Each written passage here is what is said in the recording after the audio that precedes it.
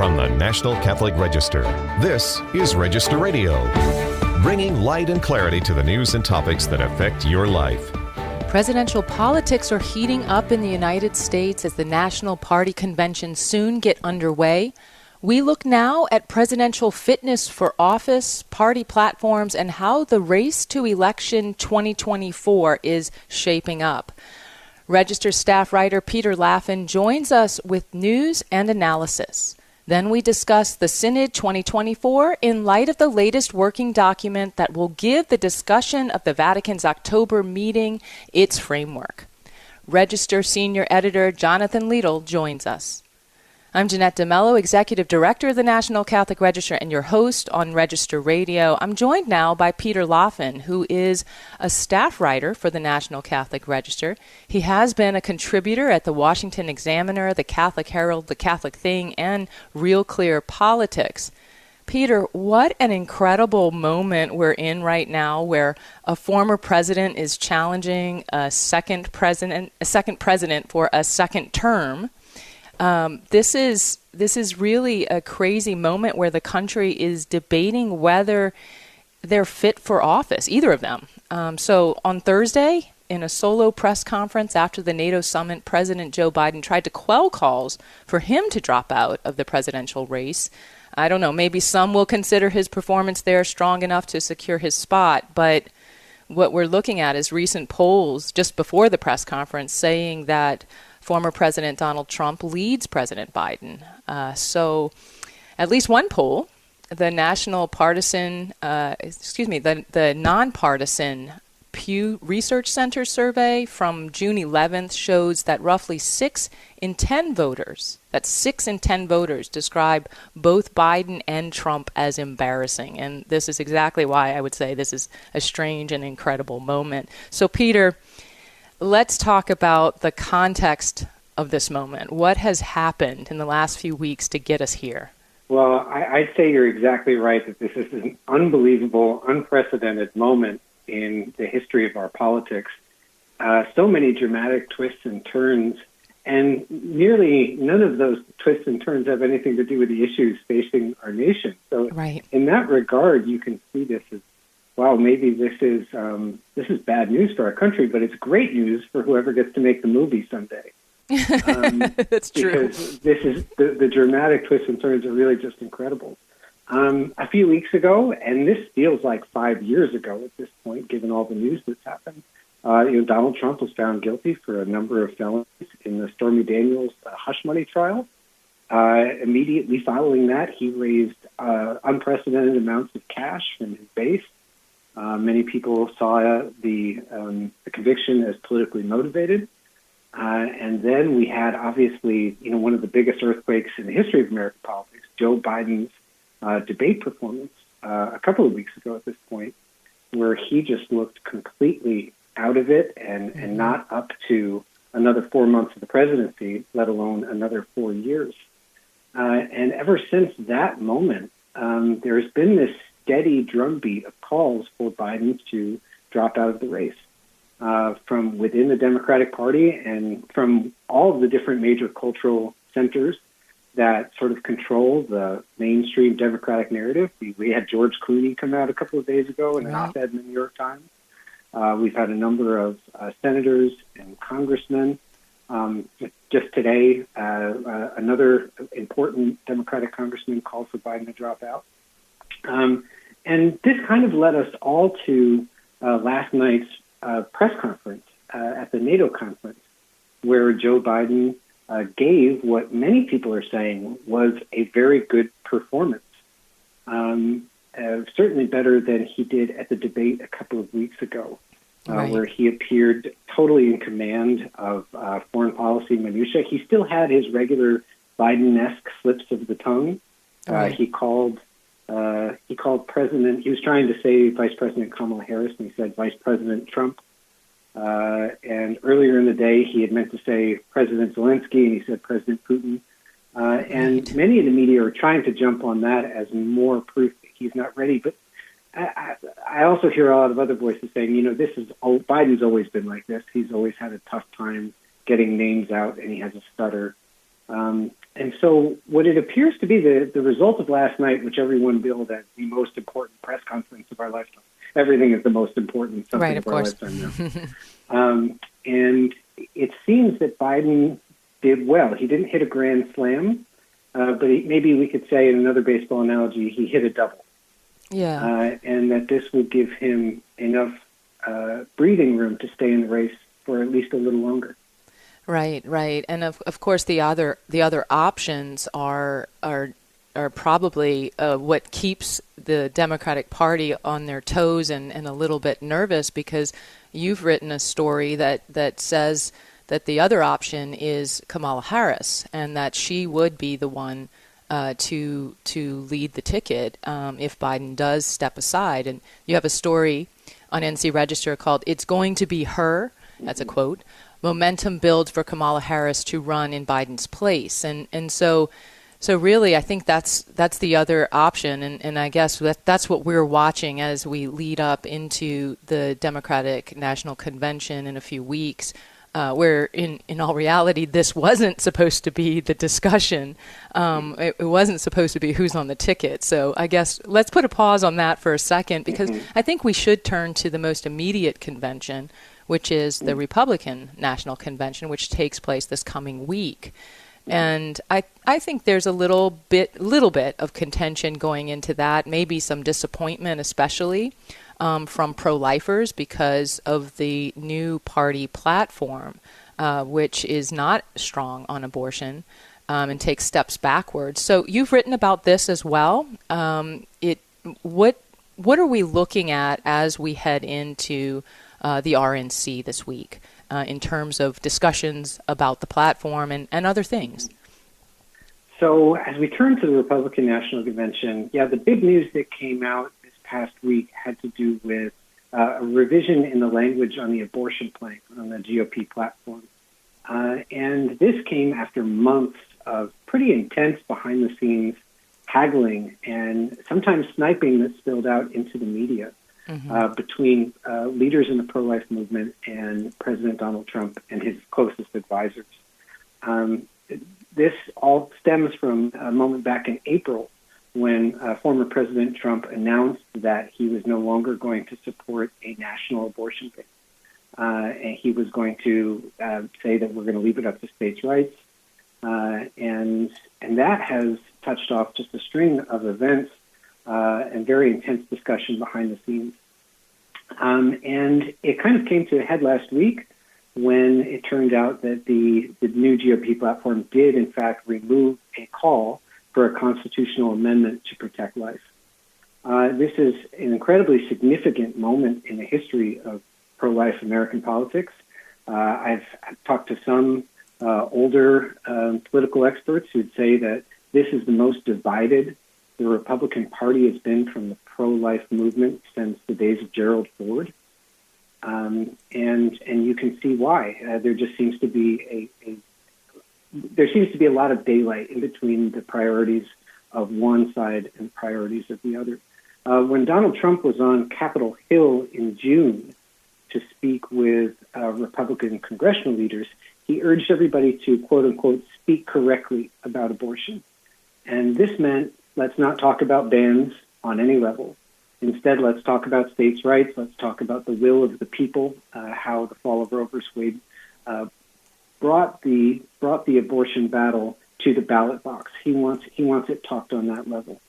And he's also embraced, and the GOP platform, the new platform, explicitly embraces in vitro fertilization, and as well as contraceptives. And we've seen in recent weeks a number of high-level Republican leaders falling in line behind Trump on this. Two prominent vice presidential contenders, J.D. Vance and Marco Rubio, in the press in recent days have both expressed support for access to the abortion pill and in support for removing that language from the abortion plank. It's a very tricky time right now, abortion politics on the right. Exactly, and I don't think we'll see any movement on that next week, but it is something to watch. I think what we're really watching, as you mentioned, is the vice presidential pick. Of course, J.D. Vance is, if he was elected, he would be the second Catholic vice president, president, basically. So you have a profile of him that we've got at ncregister.com. So I invite our listeners to go there and to read that profile. There's also, actually, that's not you, that's Matt McDonald.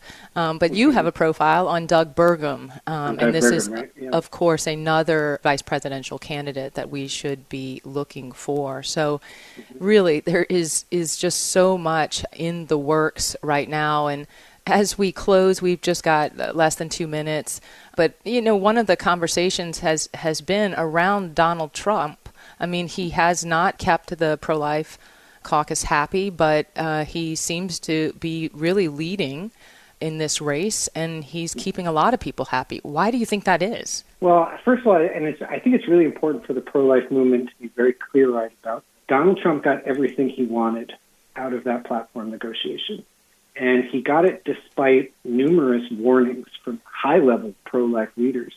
Marjorie Dannenfelser came out a week before the platform was, Susan B. Anthony for America, came out a week before the platform and said, there's going to be real consequences. You're going to cause a great rift if you remove this call for a constitutional amendment to protect life. Trump and his advisors did it anyway. And in the hours after that news was released, Dannenfelser came out with a statement saying, we're glad the Republican Party is pro-life. Trump doesn't seem to fear the pro-life movement at all. He doesn't seem to fear losing any votes over moderating his stance or softening his stance on abortion. And so far, the polls are bearing that out. His support among evangelicals appears to just be ironclad. His support among Catholic voters has been rising steadily. And so I think it's important to be very clear-eyed about what happened during this negotiation and the fact that there are going to be seemingly very few electoral consequences for Donald Trump here. Yeah. Well, I have to step in here. This is fascinating, but we'll keep watching, and I'll invite our listeners to stay tuned. You're listening to Register Radio on EWTN, and up next we talk to Jonathan Liedl on the Synod on Synodality Part 2 in October 2024. There's a document released to guide that this week, and stay tuned for more.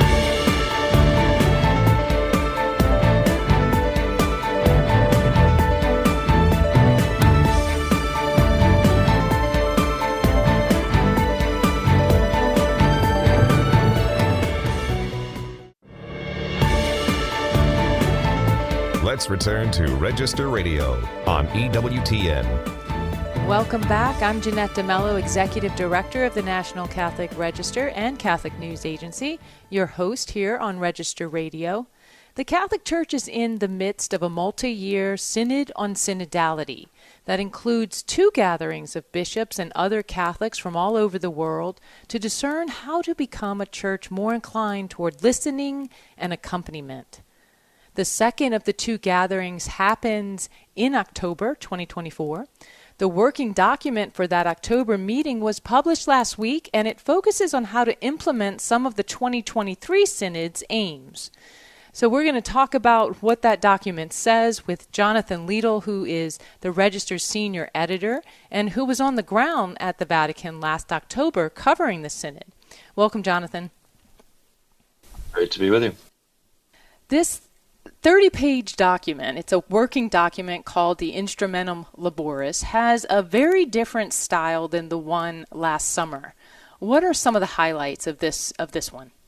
That's right, Jeanette. Well, going back to last summer, the start of the Synod on Synodality sessions in Rome, that was a very open-ended document in the sense that there were a lot of prompts, a lot of questions spread out over a whole different host of areas, really meant to generate conversation and convergences. Now, in the final session of the Synod on Synodality this October, the focus is much more narrow. So we're narrowing on the concrete question, really, of how the church can be, how to be a synodal church in mission is actually the focus question of this document. So it's much more concrete. It's a much more concrete agenda. The convergence and discussions are over, and now it's a question of, okay, so we've heard about, for instance, synodality involves greater transparency and accountability in financial matters. How do we do that concretely? Or we heard this idea come up about a dedicated ministry of listening in the church. What does that look Right. like concretely? So it's really a shift from kind of more of the open-ended questions of figuring out exactly what synodality is and what areas of church life it will affect, to now concretely implementing it. So that will be really the agenda for those 360 plus delegates this October in Rome. So it is different, I guess, in focus. We're looking more concretely. The first document last summer was full of what we might call hot button type issues. This Instrumentum Laboris working document sounds much more Christological in its language, but it doesn't really go into all of those hot button issues. The style, I guess, is very different. Can you speak to the style of it? Yeah, absolutely. I think you're right. Last year, those hot button issues you're referring to are questions like the possibility of women's inclusion in the diaconate, or even women's ordination, or the question of how do people who identify as LGBTQ, how should the church include them in church life? What does that pastoral outreach look like? So those issues have been. In fact, it's mentioned in it that the question of women diaconate came up, but it won't be addressed in the synod document, and therefore not in the actual synod session itself in October. I think, yeah, the goal here is less kind of looking at those hot button issues and exploring them, and more concretely, I think, asking questions in canon law, asking questions in the way parish councils are constructed, to encourage people to be able to participate in the mission of the church with their various gifts, with their various charisms. So, it's a much more narrowly focused thing. Now, that doesn't mean, and this might be your next question, Jeanette, so maybe I don't want to jump ahead, That's okay. but it doesn't mean those hot button issues aren't, of course, going to be addressed in some way. You mentioned women in the diaconate, and of course, they explicitly stated, I think our colleague Courtney Mares was at the press conference this week, and they explicitly stated that wouldn't really be up for discussion in the synod meetings in October.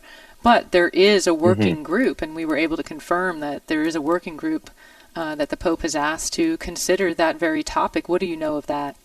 Yeah, so the Pope, this actually began following the synod in 2023, but was confirmed just this week, that there are really a number of questions came up in that first synod session that the Pope said these are questions of interest, but they really require kind of like more in-depth theological study than we can really get at the Synod on Synodality sessions in Rome. So 10 working groups, 10 study groups have been created that are somewhat independent of the Synod on Synodality. They'll provide reports in October, but their work will actually continue beyond the October 2024 session. And one of those groups, Study Group 5, is specifically related to the question of the diaconate and ministry, and the question of, is it possible to see a sense in which women could be admitted to the diaconate? What would that look like? With the questions of, well, what about sacramental ordination? How does that relate to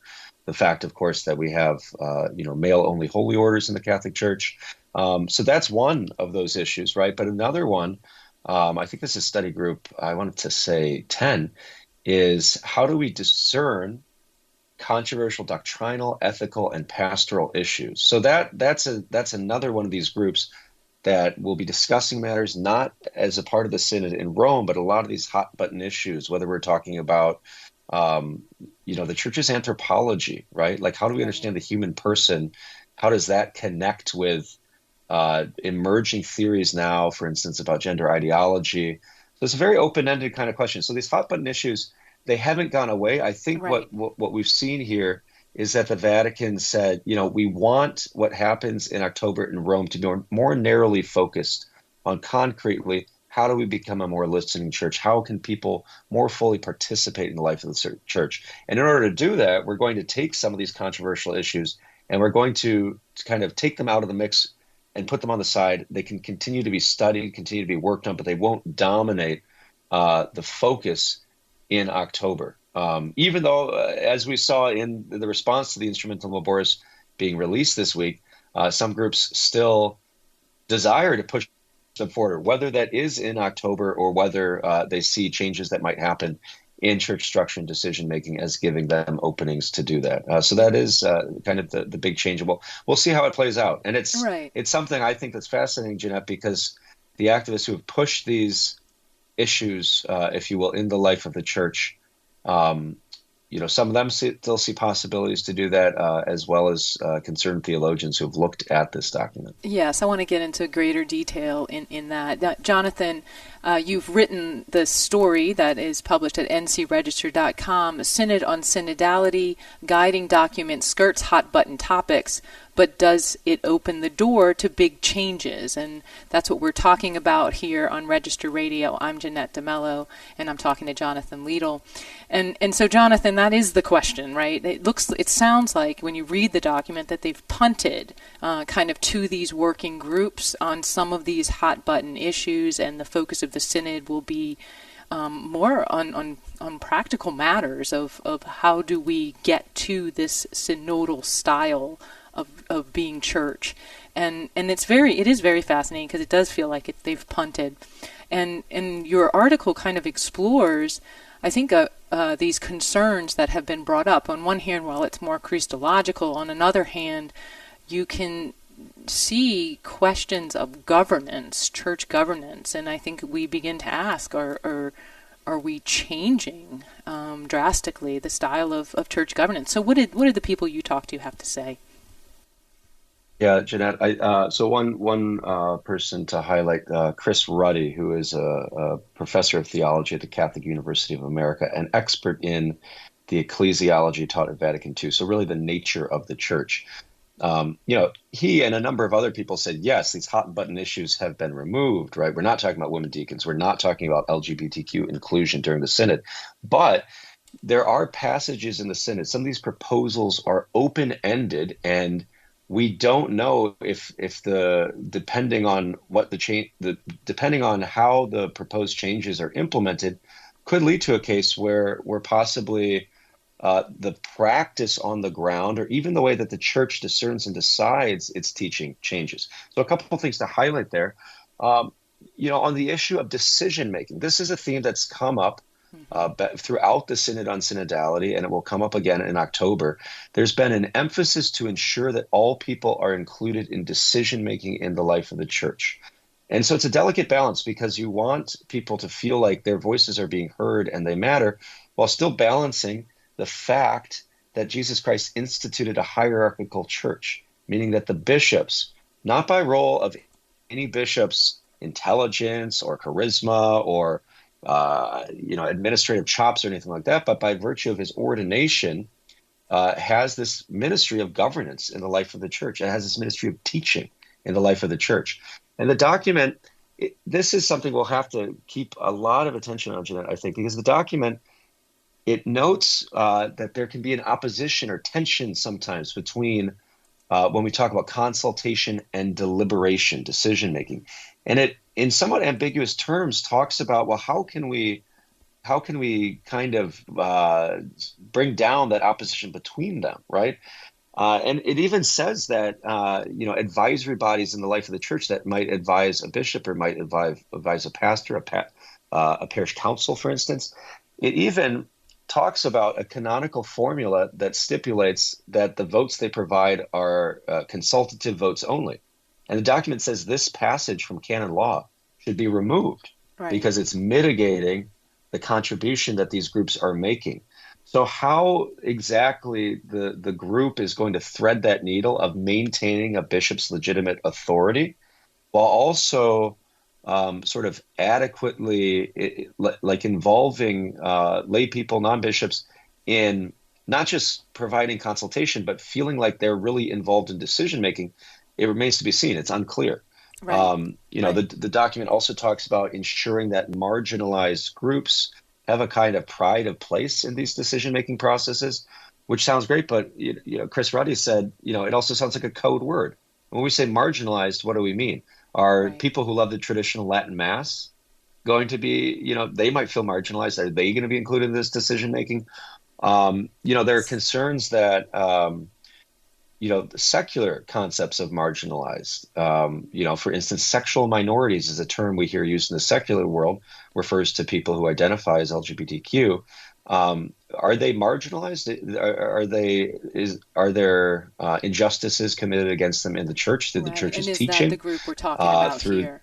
So I can totally see how those words being undefined can really leave a Pandora's box open. We're all out of time in this segment, but as you've noted, there's so much to watch, and I think one of the things I'd like to bring into a future segment is also, though, the differences in countries, and you've witnessed that through your recent trip to Africa, and I think this newest document does make some references to different churches and how the need for, more synodality or more consultation is needed in other churches, different than it is in the United States. So, Jonathan, it's fascinating. It's a topic, obviously, it's deeply church politics, if you will, but I think we will be talking more about this as October draws near.